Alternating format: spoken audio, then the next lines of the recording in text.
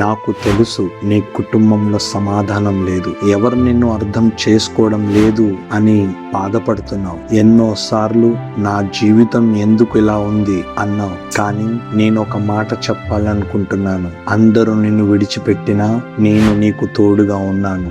నా బిడ్డ, నీ కన్నీరు నేను చూస్తున్నాను. నువ్వు ఏడ్చిన ప్రతి క్షణం నాకు తెలుసు. నీ కుటుంబం నిన్ను తిరస్కరించినా నేను నిన్ను ఎన్నడూ విడిచిపెట్టను. ఈ రోజు నీ పరిస్థితి శాశ్వతం కాదు. నీ కన్నీళ్లకు చివరి అధ్యాయం కాదు.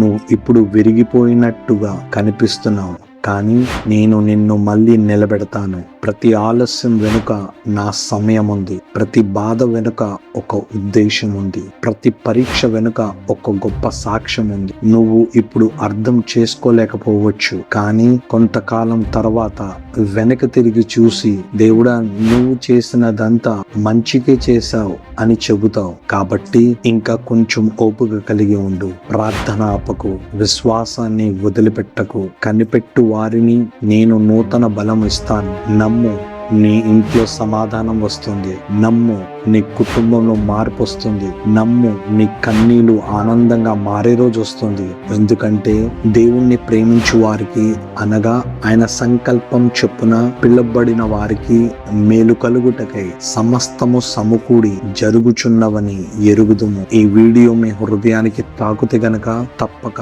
మరొకరికి షేర్ చేయండి. ఇలాంటి వీడియో కోసం మా ఛానల్ని తప్పక సబ్స్క్రైబ్ చేయండి.